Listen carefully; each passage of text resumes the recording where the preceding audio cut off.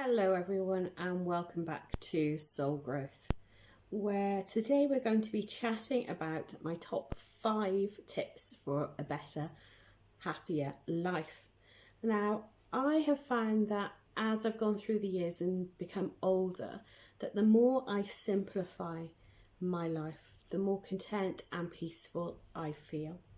And I often say to my students that the path of spiritual development and soul growth is an infinite one, obviously, but it can begin with paring down the physical and material distractions, the things going on around us in our lives. And that's not to say that you should just throw everything in the bin and move to a mountaintop to live, unless that's truly what's right for you. But I do believe that through simplifying our daily experience, we become less distracted by the outer world banging at the door and demanding our time, and we get to spend more time with our spirit selves. And this is, I believe, the reason why learning to cultivate this beautiful inner world is really one of the key aspects to being more contented and having a more fulfilled life. I'm going to talk about my 5 top tips today. There may be more coming later on in another video, but when I talk about a better life, what do I mean? That could mean anything. It's very subjective. Well, I mean one where you call the shots, where you call your shots for your life from a place of individual power and a deep understanding of who you are and what is right for you. So number 1 top tip, spend time in the quiet. I can't shout this loudly enough. Spend time with your own thoughts in quiet contemplation. Just have no distractions. Just schedule time to do that. And if it's slightly uncomfortable for you or you're ill at ease with doing that, ask yourself why that is. Why is that uncomfortable? Journal if necessary.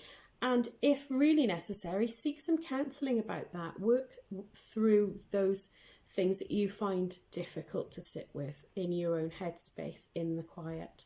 It can be really transformative to sit in the quiet without distraction. So tip 2, fasting. Now, I don't mean intermittent fasting, which we all know is good for our health and our healing, for our physical well-being. We're talking about a different kind of fasting here. Taking a break from tech, social media, mainstream news, newspapers, magazines, gossip, places, behaviours, relationships that are toxic, is so good for you. I can't say it loudly enough. Fasting from those is just brilliant. We whiz through life with a set of values and beliefs sometimes that have no real meaning to us. We've kind of taken them on board without deciding whether they're our values and our beliefs. If you take a break from these things, you get to focus on you. Decide what things really matter to you. Read a good book. Go for a walk locally. Discover a sacred place that you've always wanted to go to. You know, we often move through our lives almost semi-consciously and pretty much unaware of what or who we actually are. And I think at the same time, we're co-creating our reality all the time without much or possibly any thought even to how we would like our life to be. But by discovering your own power, that can help in this as well. You're a totally unique, infinite spirit being, part of the divine consciousness. And you can either let your life be governed by other people and do things the way that others would like you to do them, or you can reclaim that power and sovereignty and begin to live your life in the way that you actually want to. And once you stand in that power, you'll become the definitive arbiter of your own circumstances, and you'll learn to say no without giving excuses or apologising or explaining. I mean, you can be polite about it. You don't have to be rude when you say no to certain things that aren't right for you. But if feelings of being taken for granted or overburdened by other people have led you to feel low feelings of self-worth or self-esteem or low mood, then try paring back and simplifying. Find your power, find that space to acknowledge the simple things. Number 3 top tip is make peace with your past. This is probably should have been number 1. It's the most important possibly. Most of us come from dysfunctional backgrounds, chaotic childhoods. You know, the older I get, the more and more I'm aware that every family has skeletons in its closet. Not every family talks about them, but they are there. And the most important thing that you can do right now in this moment is choose how the effects of your childhood and your upbringing and the people in your past affect you now. I've known people who've suffered the most horrendous abuse as children, and they have made the decision to not continue to be a victim for the rest of their life. I've met other people, on the other hand, who have also suffered terrible abuse, for whom victimhood has become part of their DNA, it's part of their personality and part and parcel of their lives. And whilst I'd never wish to minimise anybody's trauma, I do think that in order to live our lives in the best way possible, the best way we possibly can, each of us should at least try and find a way to come to terms with our past. People do dreadful things to people. Nobody could deny that. But you will either let your past legitimise a state of paralysis and misery forever, or you get to leave the past behind where it belongs, in the past.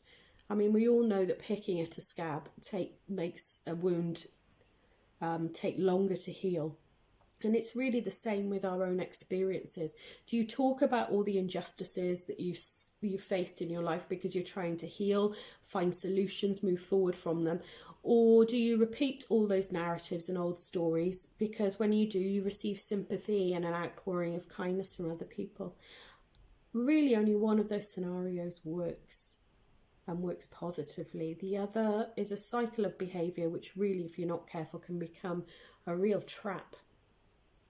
You may never ever get the apologies that you believe you deserve and you feel that you rightly deserve, but only you can decide if that is going to make or break you. So number 4 top tip for a better life, forget about perfection. It doesn't exist. We all have latent perfection and the totality of possibility contained within us, but none of us is ever going to achieve that level of perfection in this life. How can I be so sure? Well, perfection cannot be expressed through matter. The two things just simply can't exist in the same space for much, if any, time. You know, perfect sunsets are as fleeting as perfect moments. And as the perfection of your spirit self is currently manifested in physical matter, it's existing in a world of duality, a place of deterioration, and a place of imperfection naturally. But the great news is that you can find it very liberating to know that you can't be perfect ever, you know, particularly if you have a tendency towards perfectionist behaviours.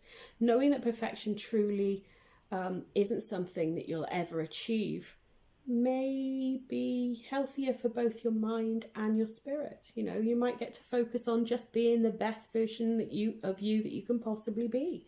You know, liberation comes through not accepting anyone else's standards of acceptance and deciding to honour you, no matter who you are, how you look, the things that you choose to do. Perfection of the inner self is so much more important than perfection of the outer self.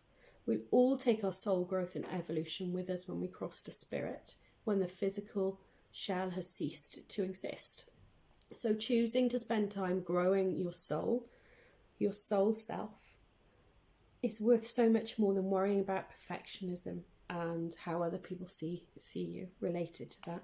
So number 5 top tip, seek spirituality. Whatever spirituality means to you, seek out those moments where you can take part in an activity or activities to connect with that deep sense of peace and spirit self and connect with that almighty universal force behind everything. It's so important because we live in a time now where people are very desperately sad, they feel lonely, they feel a loss of connection, The modern world just seems to isolate people more and more. People are suffering from a lot more clinical depression and anxiety, generalized anxiety. You know, we live in a time where the word God or Great Spirit have basically become swear words, and spirituality has kind of been eroded by the pressure for science and technology to be placed above and beyond all else.